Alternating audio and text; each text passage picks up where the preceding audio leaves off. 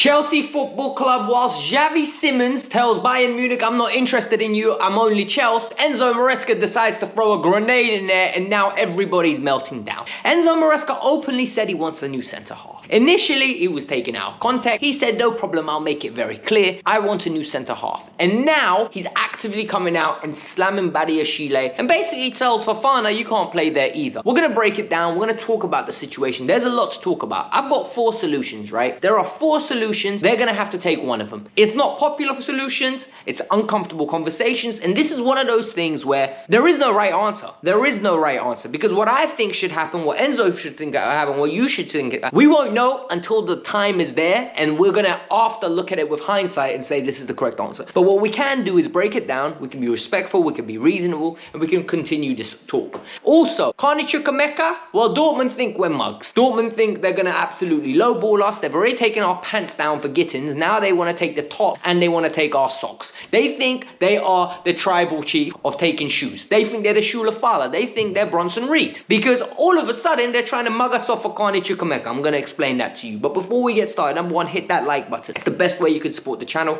1,500 likes is what we're aiming for. Do it now, you will forget. Secondly, if you like Chelsea related content, I'm emotional at times, but at the same time, I pride myself on trying to be as logical as possible. And thirdly, the most important one, share this with your friend. Tell your cousin, tell your sister, tell your brother, tell your mum, tell your nan. Anybody who enjoys football related content, send them this way. Look, it's only right that we start with the biggest topic, and it's definitely the centre-half issue. Chelsea Football Club need a transfer, and they apparently want a transfer ASAP, according to the manager. The manager has come out with explosive comments that he definitely needs a new centre-half. The club knows his opinion and he's vehement of this. After the press conference, there is the non-paper press conference, meaning the stuff that's not media shown and it's exclusively for the newspaper. So the newspapers release it at 10:30. It's the stuff that's embargoed. And there's a comment that came out that absolutely broke everything down. He said, last year, Wes played in the middle. He played, and it was the worst 45 minutes we've arguably played. Benoit Badiashile played in the middle against Real Betis. We were losing 1-0. Levi came on, we won 4-1. What this comment does is basically reiterate how desperate he is for a new centre-half. He also explained yesterday how there are 3 types of centre-halves. There's the left, there's the middle, and there's the right. And when we build up, the centre one is pivotal for the way that he plays football, the way he transitions the ball through the lines, and he hasn't got anyone to do this. Whilst I respect it, I think Enzo Maresca is a huge football snob. I don't think that I can word it any differently. I love football brains. I love tactical geniuses.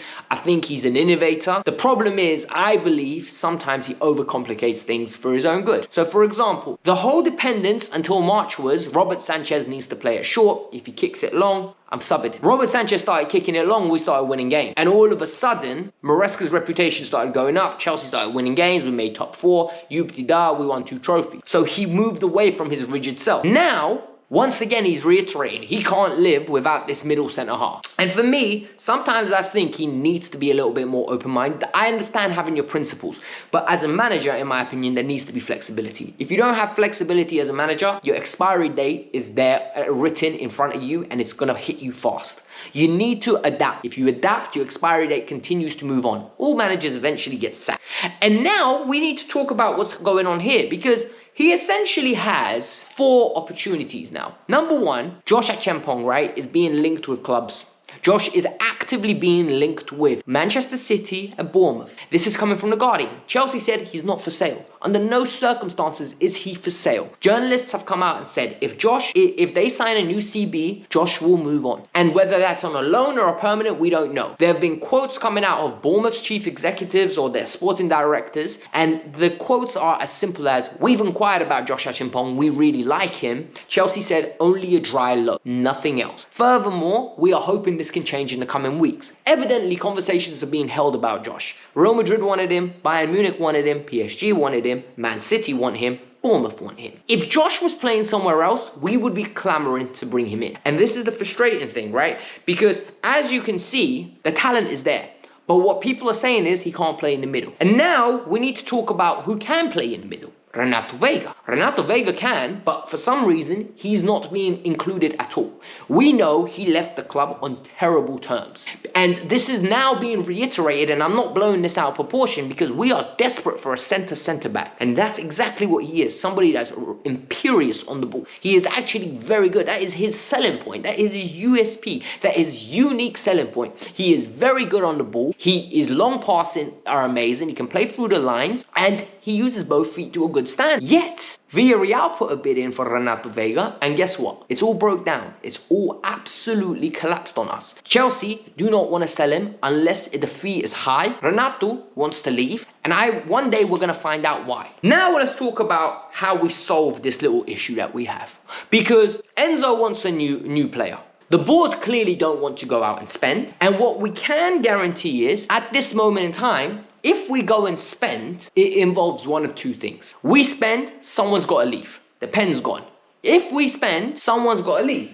And the reality for me is, if someone's got to leave, who is it? And people are going to say, why does someone have to leave? Because Chelsea are clearly operating on a one in, one out policy now. Someone leaves, someone comes in. If someone comes in, someone's got to leave. You can't overbloat the squad. It's a registration nightmare. It's players being dead wood nightmare. And honestly speaking, it's responsible. So option number one is very simple. Chalobah leaves, and people are going to say, why Trevor? Because no one's going to buy Badiashile. No one's going to buy Fofana. Toussaint is on a brilliant contract. And more importantly, Toussaint is Cole Palmer's best friend. They're not going to get rid of the best player's best friend, right? And someone who's so influential. Chalobah, they have shown they are willing to throw him out. As much as I disagree with it, as much as I think Chalobah's brilliant, and I think as a third choice centre-half, he is excellent for the club, they will get rid of him for pure profit, and they will not think twice. Then they'll buy a new CB. For me, that is a mistake. The reason why is Chalobah is long-term at Chelsea, and he fits what we want. He can play on the right, he can play on the left, he can play in the end, he can play at right back. He literally fits the system, and he has an attitude that does not cause any problems. The second thing, Josh leaves. Josh leaves on a dry loan, then he gets to go and play football, which I wouldn't mind. However, we sign a new centre-half. That essentially will block Josh's pathway moving forward. Because what happens in 12 months' time? Levi's back, new centre-back's there, Badiashile's still here, Fofana's still here, Toussaint's still here, Chalobah's still here. You see the gist here. Josh comes back for what? They're going to cash in. Or Josh leaves on a permanent now. I don't want that to happen. I think Josh is one of the best things we have at the club at the moment. Trust him. I saw enough in the Leverkusen game that he can develop in that position. The other option, develop what you have. People don't like it. People are going to say, what are you talking about? You have to have a centre-back. You know what really irritates me these days? Everyone thinks they're a tactical. Everyone thinks they know more than the next person about football. Since I've been growing up, I've been watching football for approximately 20 years. The fact that I can say that is wild, right? Approximately 20 years, maybe just under. Two right-footed centre-backs have been normal. Now, all of a sudden, you can't have two right-footed centre-backs. It's a crime. It's like two left-footed centre-backs. For me, personally, you can. I've seen it my whole life. Brilliant partnerships I've seen. Two right-footers. Yet, all of a sudden now, you can't. What I think is the issue is people don't want Toussaint and Chalobah to be the starters because they don't think they're good enough and the names are not big enough. They prefer names. But the reality is you keep those two, you develop Josh. Josh gets minutes here and there in the cup games. He plays a few Premier League games. And then at the end of the season, you reassess when Levi's back. What do we have? You literally have a built solution there. But people would rather go and spend on an Antonio Silva, Upamecano, or Diamonde, who, honestly speaking, if they come in, what is the likelihood that they're better than Josh? What is the likelihood that they're better than Josh? Because Josh is a brilliant prospect. If he wasn't at Chelsea, we'd be asking to keep him. And another thing, what is the likelihood that they come in and all are starters ahead of Toussaint and Chalobah? We disrespect Toussaint and Chalobah too much. And the final thing is, and this is very outlandish, and a lot of you might cook me, Enzo's already shown he plays Reece wherever, whenever they're meant to be together, Shakira vibe, you know them ones. So Reece has played right back. If Reece has played right centre back, if Reece has played centre mid and played left back, why can't Reece play centre back? What? You trust Reece on the ball already. Play him there. Genuinely, make him be the right centre half, Badishile next to him, or Toussaint or Trev next to him. And when you open it up, Reece comes into the middle, and there you go. Happy days. Everybody's happy there. And Reece can do the dictating. Because you trust Reece on the ball, that's an outlandish shout. I don't think he'll do it. I genuinely don't believe he'll do it, but it's something to think about. Let me know your thoughts, because like I said, there is no right answer. There is only questions upon questions and hypothesis after hypothesis and idea after idea. But the issue here lies, if we go into the market, players have to leave. I am not against signing someone. I am against stockpiling for the sake of stockpiling. You will have to make a decision. Do you get rid of Josh? Do you get rid of Trevor? Because Badiashile, Fofana, and Toussaint are not going anywhere for various reasons. Chelsea transfer news is heating up. Look, what we've noticed is Chelsea are now operating after spending the money on a one-in, one-out policy. Xavi Simons is all but confirmed. The reports in Germany are coming out now about Xavi Simons was once again rejected by Munich.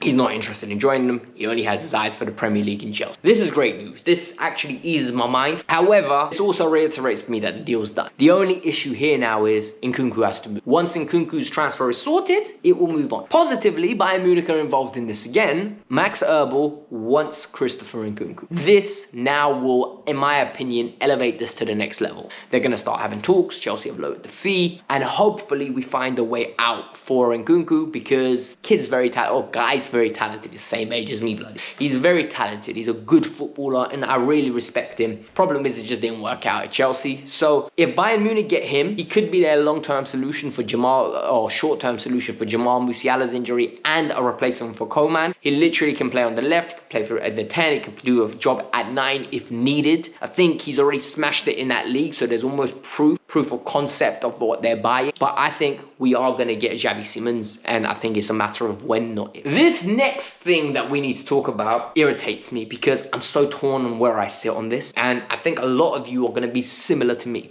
right? Because as a community, what I think we've built here is critical thinking, but at the same time, we have a passion for Chelsea. We love it. We love Chelsea, innit? So the reality is, we don't like to get mugged off as Chelsea. We like to do the mugging off. But at the same time, if both parties win, we don't mind it. What's happened? Carney Chukwuemeka at this moment in time is in limbo. His career is literally in limbo. There's no better description of that. Carney is being touted out to be leaving. He wants to go to Dortmund. And Dortmund now are doing the Dortmund thing. You buy someone from them, what do? They inflate the price. Gittins. Oh yeah, 60 million euros. He's on your bench, geezer. No, 60 million euros. Hey, he wants to leave. 60 million euros. He's speeding out of your training ground. 60 million euros. Guess what Chelsea paid? 60 million euros. Oh, hey guys, we want to get Carney off you. Oh yeah, Carney, 30 million euros. No, guys. He's never fit. 30 million euros. Guys, he wants to join us already. Come on, do us a favor. 30 million euros, Dortmund. No. All of a sudden now, they sent an offer in. 20 million euros with a loan and a hefty sell-on clause. Do you know how disrespectful that is? Chelsea instantly rejected it, according to Fabrizio Romano. And Chelsea said, under no circumstances are we accepting such an insultful, bid. For me, I tell Dortmund to do one. Genuinely, I don't care. I'll pay Carney's 100k wages, because I'm sick and tired of Dortmund thinking they can take us for mugs. Dortmund are the most irritating club to operate with, because when it comes to buying off them, you have to pay premium tax called Premier League.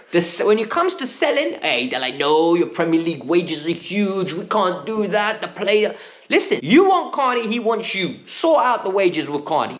Make him drop down to 40k. Pay us our money. And the other argument would be, though, you spent the last 18 months telling the world Carney's not good enough. And then you sent him on loan. And then Carney didn't pull up some trees. So all of a sudden, Dortmund are going to be like, well, we're going to play to our advantage. And this is where it gets peak for us, man. We need to have a decision. There needs to be a solution. But before we get started, tomorrow there is a huge game. Chelsea versus Crystal Palace. I really hope we win. I really do. But I will be here, win, lose, or draw, doing a match review. So what you need to do is hit that bell notification, subscribe to the channel, hit the like button, and here are my predictions and slight preview and team news for the Chelsea game. Go check it out. I talk about the Enzo Maresca stuff. I talk about the injury news, and I talk about a little bit more detail of what I believe Chelsea need to do tomorrow. Peace out. I'm out. Have a lovely day.